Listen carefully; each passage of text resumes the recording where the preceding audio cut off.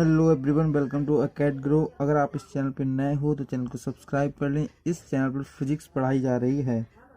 जो आज हमारा लेक्चर है वो है लेक्चर 4 वैद्युत धारा चैप्टर का।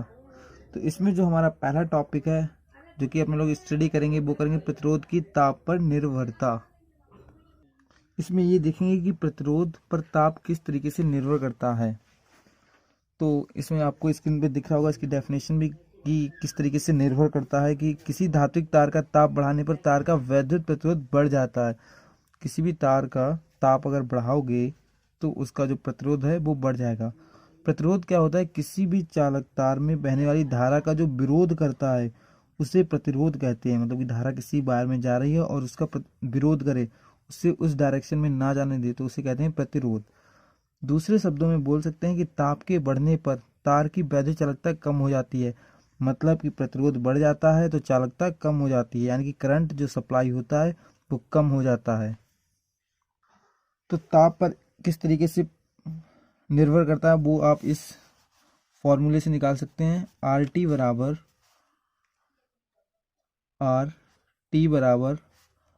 Are naught 1 plus alpha delta T, alpha delta T. जहां पर आपका जो आर नॉट है 0 डिग्री सेल्सियस पर प्रतिरोध, कोई भी तार है, वायर है, जो भी चालक धातु है, तो 0 डिग्री, जहां 0 डिग्री सेल्सियस पर प्रतिरोध, यह है आपका आर नॉट। जब आपने टेम्परेचर को बढ़ाया होगा, यानी कि ताप को बढ़ाया, तो मतलब टी डिग्री सेल्सियस, जितना भी आपने ताप बढ़ाया टी डिग्री सेल्सियस पर प्रतिरोध, तो उसको आर टी से प्रदर्शित करेंगे। डेल्टा टी क्या है? ताप में परिवर्तन। मतलब कि डेल्टा टी मतलब कि जो आपने 0 डिग्री सेल्सियस था, बाद में आपने कुछ और बढ़ा दिया, 10 डिग्री सेल्सियस और कर दिया, फिर 100 डिग्री सेल्सियस कर दिया, तो ये आपका डेल्टा टी है। और फिर अल्फा आपका है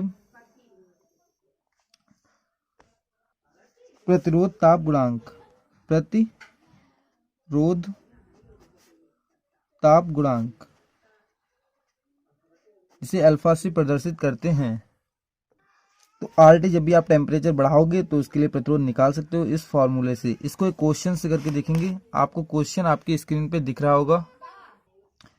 तो क्वेश्चन है कि चांदी की एक तार का 27.5 डिग्री सेल्सियस पर प्रतिरोध 2.1 ओम तथा 100 डिग्री सेल्सियस पर प्रतिरोध 2.7 ओम है। चांदी की प्रतिरोधकता का ताप गुणांक ज्ञात कीजिए। मतलब अपने लोगों को अल्फा पूछा है और इस क्वेश्चन में दो दिया है। वो क्या है? दिया है जो शुरू में ताप था, मतलब कि R1, वो उन्होंने दे रखा है 2.1 ओम। T1 बराबर कितना हो जाएगा आपका? 27.5 डिग्री सेल्सियस पे। जब इसी टेम्परेचर को बढ़ा दिया जाए और कर दिया जाए 100 डिग्री सेल्सियस, तो आपका जो प्रतिरोध भी बढ़ जाएगा और हो जाता है 2.7 ओम। आपसे अल्फा पूछा है, तो यानी कि अपने को सूत्र जो पता है वो क्या होता है? आर टी बराबर R naught 1 plus alpha delta T. तो आर नॉट क्या होता था? इस सूत्र को इस तरीके से लिख लेंगे, कन्वर्ट कर लेंगे, तो ये हो जाएगा आपका टी टेम्परेचर पे, तो यानी कि R2 बराबर ये आर नॉट क्या हो जाएगा? R1 1 plus alpha T2 minus T1। यह है ताप में परिवर्तन, मतलब T2 ताप जो बाद में हो गया और T1 जो पहले ताप था T1। R2 क्या है? आपका प्रतिरोध, जो कि हो गया है 2.7। तो जो टी टेम्परेचर बढ़ाने पे होता है, तो इसको आप R2 लिख लो चाहें। तो अल्फा निकालना है तो R1 को उधर भेज देंगे, तो हो जाएगा R2 बराबर R1 plus alpha R1 T2 minus T1, और R1 को उधर भेजेंगे तो ये हो जाएगा आपका alpha R1 T2 minus T1, और R1 प्लस का है तो माइनस का हो जाएगा R2 माइनस R1। अल्फा बचेगा आपका, तो ये R2 माइनस R1 बटे R1 T2 minus T1। Value आपको दे रखे हैं, पुट करेंगे वैल्यू। तो R2 आपका जो कितना 2.7 हो जाता है माइनस 2.1 अपॉन R1 हो जाता है 2.1 दिया है आपको। और टेम्परेचर दे रखा है 100 डिग्री सेल्सियस, जो कि हो जाता है और था कितना 27.5 डिग्री। तो ये आपका बचेगा 0.6 और ये आपका आ जाएगा 2.1 क्रॉस ये हो जाएगा आपका 72.5। जब इसको कैलकुलेशन करोगे इसकी तो ये यहाँ से यहाँ कैंसिल हो जाएगा, 2 3 6 और 3 दूनी 6, 3 7 21। तो अल्फा बराबर आ जाएगा 2/7 गुणा 72.5। तो जब आप इसकी कैलकुलेशन करोगे तो आ जाएगा 0.0039। ठीक है, ये आपको होगा आंसर, जो कि ताप गुणांक पूछा था। तो ताप गुणांक की यूनिट होती है डिग्री सेल्सियस इनवर्स। आंसर। तो अब देखेंगे प्रतिरोधों का संयोजन, प्रतिरोधों को योग करके किस तरीके से उसका संयोग किया जाता है। तो प्रतिरोधों का जो संयोजन होता है वो 2 प्रकार का होता है, श्रेणी क्रम और समांतर क्रम।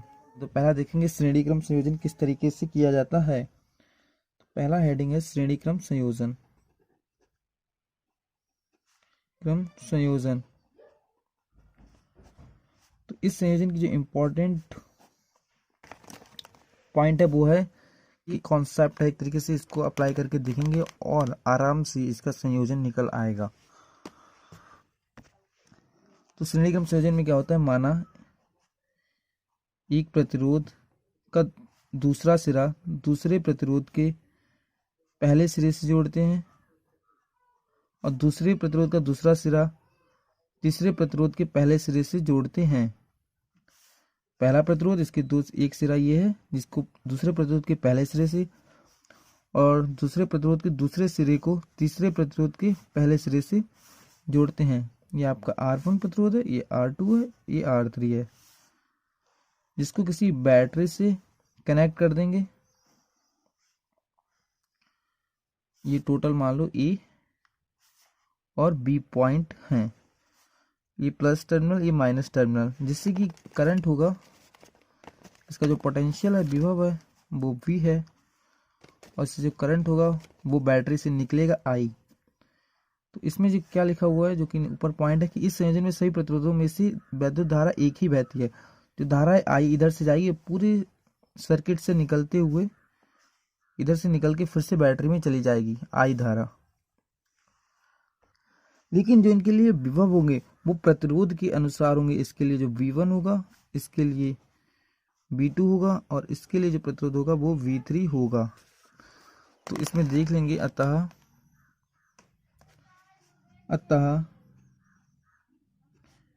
प्रतिरोध R1 के सिरों के बीच प्रतिरोध तो प्रतिरोध का सूत्र क्या था, V बराबर आई आर। तो इसके लिए क्या है, V1 बराबर करंट कितना जा रहा है इससे होके I और प्रतिरोध कितना है R1। तो V1 बराबर I R1, इसी इक्वेशन बन डाल देंगे। इसी प्रकार R2 और R3 के लिए, तो R2 के लिए B2 है तो इसलिए B2 बराबर I और इसके लिए प्रतिरोध कितना है R2। तो इससे समीकरण 2 डाल देंगे और इसी प्रकार R3 के लिए निकालेंगे तो B3 बराबर I और इसके लिए जो प्रतिरोध है वो है R3 इसे डाल देंगे समीकरण 3। तो समीकरण 1 के लिए जो विभव है वो है V1 बराबर I R1 और दूसरे वाले प्रतिरोध के लिए जो विभव है वो है B2 बराबर I R2 और तीसरे वाले के लिए है वो है B3 बराबर I R3। तो अगर देखा जाए तो टोटल प्रतिरोध A और B के बीच में है वो कितने हैं, B के बराबर है, क्योंकि बैटरी के जो विभवांतर वो B है, तो B बराबर होगा B1 plus B2 plus B3, क्योंकि B वाले विभवांतर का ही पार्ट कुछ इसमें कुछ इसमें कुछ इसमें है। तो टोटल प्रतिरोध A और B के बीच में बोल सकते हैं B बराबर, अतः A तथा B के बीच विभवांतर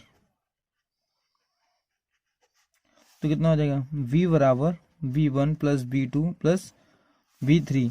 तो समीकरण 1 2 व 3 से मान रखने पर तो जब मान रखोगे तो आ जाएगा V बराबर IR1 plus IR2 plus IR3। समीकरण इसे डाल देंगे 4। और B जो कि टोटल विभव है तो बैटरी का, तो इसे लिख सकते हैं, इसके लिए जो करंट जाएगा वो I जा रहा है, और टोटल जो प्रतिरोध है उसे लिख लेंगे R इक्विवेलेंट, मतलब कुल प्रतिरोध जो होगा वो इसी बैटरी के कारण जो करंट निकला उसके कारण होगा, तो IR इक्विवेलेंट। यानी कि यहाँ पे मैं लिखे दे रहा हूँ, यदि A व D के बीच B के बीच कुल तुल्य प्रतिरोध R इक्विवेलेंट तो क्या करेंगे, इसके लिए हम लिख सकते हैं समीकरण में B के लिए I R equivalent equal to I R1 plus I R2 plus I R3। इसमें से I कॉमन आ जाएगा तो I R equivalent equal to I common, तो ये हो जाएगा R1 plus R2 plus R3। I से I कैंसिल, तो R इक्विवेलेंट आ जाएगा R1 plus R2 plus R3। यानी कि श्रेणी क्रम में कुल प्रतिरोध होता है वो होता है R1 R2 R3। ऐसे ही अगर n तक दे रखे हो आपको प्रतिरोध तो उसे R1 R2 R3 R4 dot dot n तक जोड़ सकते हैं। यानी कि श्रेणी क्रम संयोजन कुछ इस तरीके का होता है। तो यहाँ पर अगर लिखना चाहो तो एक, अगर हिंदी में अगर नोट्स में लिखना चाहो तो ये भी चीज़ लिख सकते हैं कि श्रेणी क्रम, तो ये चीज़ अपने लोग देख चुके हैं कि R equivalent equal to R1 plus R2 plus R3। तो श्रेणी क्रम में जितने भी प्रतिरोध जोड़े उन सभी का योग के बराबर R इक्विवेलेंट यानी कि कुल तुल्य प्रतिरोध होता है। अब अपने लोग देखेंगे श्रेणी समांतर क्रम संयोजन क्या होता है। तो समांतर क्रम संयोजन में समांतर क्रम संयोजन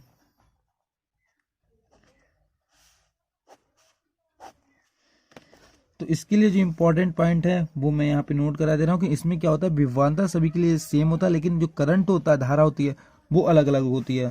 तो वो यहाँ पे नोट्स में मैं लिख दूंगा। इसमें समांतर क्रम संयोजन में क्या होता है कि जो विभवांतर जो कि बैटरी लगाते हैं वो समान होता है सभी के लिए, लेकिन जो धारा होती है जो कि उस सर्किट में जाती है वो अलग अलग जाती है। तो इस तरीके के संयोजन को क्या कहते हैं, समांतर संयोजन, समांतर क्रम संयोजन। तो समांतर क्रम संयोजन में क्या होता है कि समांतर संयोजन, तो इसमें बैटरी का जो विभवांतर वो B है, और मान लो I करंट है जो कि जा रहा सप्लाई हो रहा है, तो I जो करंट है वो यहाँ पे बढ़ जाएगा, तीनों सर्किट में जाएगा। तो यहाँ पे हो जाएगा, मान लो इसका जो प्रतिरोध है पहले का वो है R1, दूसरे का R2 और तीसरे का R3। तो इसमें जो करंट चला गया मान लो I1, इसमें जो चला गया वो I2 और इसमें कुछ I3 चला गया, क्योंकि मिलकर यहाँ पे I1 I2 I3 पूरे सर्किट में आएगा और यहाँ पे जुड़ के फिर I मिल जाएगा तीनों, क्योंकि यहाँ पे 3 पार्ट में डिवाइड हुआ, यहाँ पे तीनों मिल जाएंगे तो एक आ जाएगा part equal to I1 plus I2 plus I3। तो इसको फिर से I बोल देंगे जो कि इस बैटरी में फिर से वापस चला जाएगा। तो इस तरीके का संयोजन होगा। तो यहाँ पे A और B के लिए जो विभवांतर A और B के बीच में है वो सभी के लिए समान होगा, लेकिन जो करंट है वो अलग अलग है, जो कि यहाँ में धारा, प्रतिरोध में विद्युत धारा